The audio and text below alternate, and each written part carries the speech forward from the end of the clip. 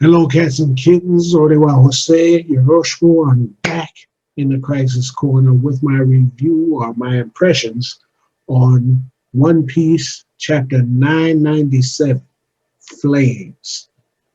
Apropos title. We'll get to that in a minute. But this chapter is either, in the long run, is going to either confirm or allay my worst suspicions. My man Sanji. Sanji's observation, how he seems to be, you know, slanted towards women in danger, as we know.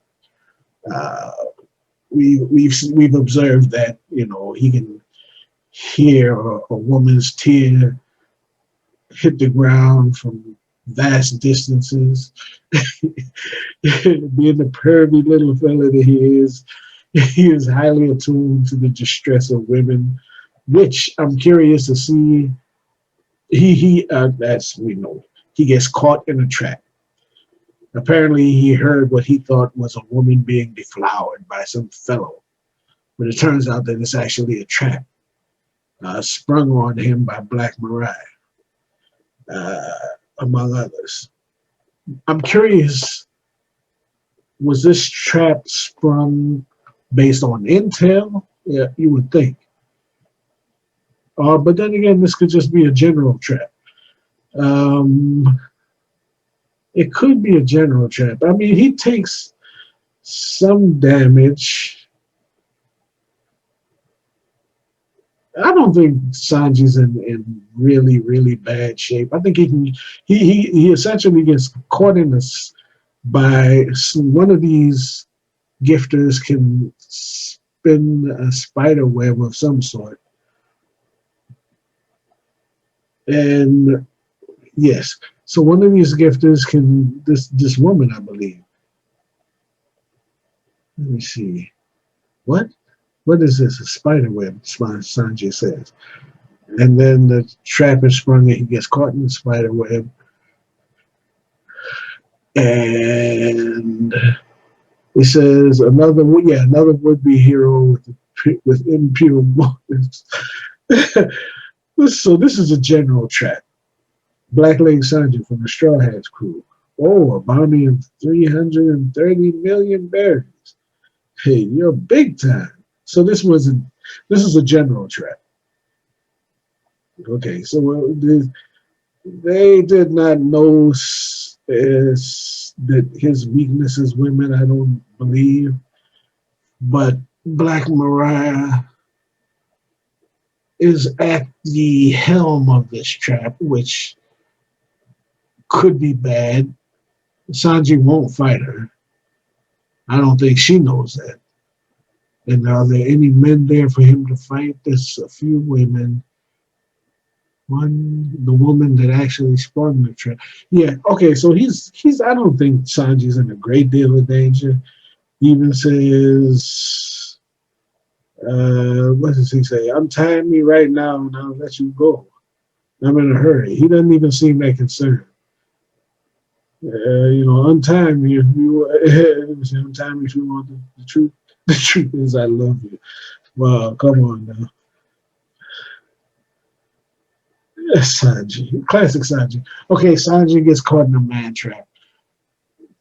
Okay, that's predictable. This is harkening back to Impel Down, not Impel Down. What you call them? Enos Lobby and Caliphate, the soap lady. Yeah, he's not gonna fight any of these women. His chivalry won't allow it. He's gonna need some dude. He's gonna get out of this because I don't see that spider web holding him for too much longer. He's too strong for that. Uh, it's just a question of who is he? Is he going to turn? See, even if he turns Black Mariah she's a member of the Toby Robo, is she? I think. Yeah. So if he might fall in love with her, but that's kind of like Pudding back in Totland and Big Mom's territory. I don't know where this is going. I don't like it. And Sanji and Jinbei barely know he's gone. He said, "Where did Luffy asked, where did Sanji go?" Jinbei says, "I don't know. He rushed off with a ferocious look on his eye." And that's it. They barely knew he was gone. Okay, that's weird. So from here we go to where are we now? Uh, the some of the samurai apparently build Luffy and Jinbei a ladder to get them up to the next level, avoiding a trap that was being set for them by headliners from the Mizaka and somebody named Poker, a gorilla smile user who, I mean, she looks horrible. These smile users just don't. Mizaka, she is a woman inside with a gorilla for a body. It's terrible. They get worse every time. Anyway, they avoid this trap and they move up to another level. That's out of the way. Now we get to the part that makes Sanji's bit look bad. Zoro and the crew that are fighting against the Onis, the people being turned into ice. Zoro, something, as Big Mom flies up through the hole, she said that she didn't have time for them and she's going up to where Kaido is. She goes up through the hole in the roof, and as she goes up, something falls down that catches Zoro's attention, and it flicks him off. He flicks off. And at this point, Chopper seems to have, let's see, Chopper seems to have figured out the uh, the trick behind the people being turned into the Onis, the ice Onis. At the same time, Zoro just dispatches Apu with, it looks like he one hits he one hits Apu. He just decimates him. Just one shots him. It's over. Gets the antibodies and gives it to Chopper. Okay, so Chopper's figured out, which is cool. I mean, again, Zoro gets a big moment. Sanji gets clowned. It's a running gag at this point. Chopper says that he's figured out that you have to use fire on the ice on you. This virus is fused with a gas that chills the body. Just look at me. What? Has he been set on fire? Is Brooks setting him on fire? Okay. Look at me. Once you stop the chilling of your body, the virus won't reproduce. I'll make enough antibodies for everybody. Okay, so Chopper's going to save everybody by making antibodies. He's going to do this in the middle of a battle. Again, he'll do it for everybody. Enemies and friends alike, because he's a doctor. That's what doctors do. Doctors save people. That is going to endear him to everybody, friend and enemy alike. And like I say, a lot of those people that Queen, you know, set against, basically turned on it. Queen screwed over his own men. Chopper's going to save them. I doubt they'll be loyal to Queen anymore. So they're going to pick up followers just because Queen was stupid enough to screw over his own men, you know, and Chopper is going to gain those individuals due to his selfless act. It's ultimately that's going to backfire on Queen. Zoro gets further hyped by hitting Queen with a flying slash and destroying the gun that was turning people into ice homies. So Zoro's getting big time props here. I mean, he is. I mean, you gotta get him mad credit. All right. Let me see. He tells So he basically tells Queens, I didn't come here. He didn't come here to this island to play games. He came here basically to slash up Kaido. They say Kaido was the toughest guy in the world, so I'm here to slice him into pieces. Big talk. Nice. I mean, I would expect nothing less. Zoro's my dude. I mean, personally, he's my favorite Straw Hat. So I enjoy him getting this hype. But I can't say that I enjoy him getting this hype and Sanji kind of getting slumped. I want Sanji's got a lot of catching up to do. So as much as I love that man, flexing, I feel bad for Sanji. Now, as he's making this statement that he's going to slice Kaido up, the ground begins to rumble. People think it's an earthquake. Brooke, what's it Brooke says? Is it hockey, the color of the Supreme King? What have you done, you beastly man? You know I didn't do this, Zoro says. So that's kind of funny. So Brooke thinks that it was King's hockey coming from Zoro. Zoro says it's not me. And we do see, and I love the way this was paced, when the thing that set Zoro off when he one shot at a pool was something that he saw in the distance falling from the roof. It's not until a few pages later that Robin confirms that it was the arm of Okiku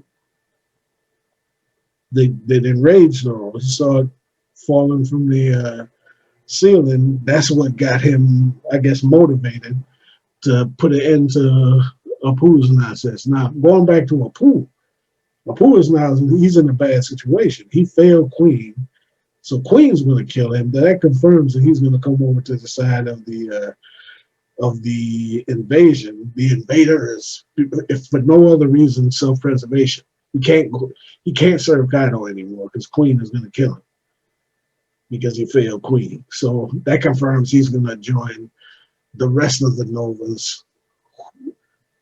Yeah, the other supernovas in taking out Kaido, even though Drake can't stand it.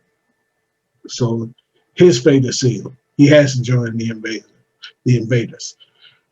As for that, Zoro still has to get up to the roof, which he can't do until Marco shows up. Marco the Phoenix, who can fly.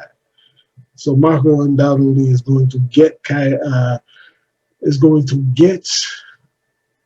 Zoro up to the roof so he can join the battle. So we can say that Luffy, Kid, Zoro will likely be up to the roof shortly, relatively shortly. And Marco probably will be there, but he might get sidetracked having to take somebody. After he gets Zoro up to the roof, I don't know if he's going to join the battle. I'm not sure. But Jinbei will be there apparently, unless he gets sidetracked and has to hold somebody else off.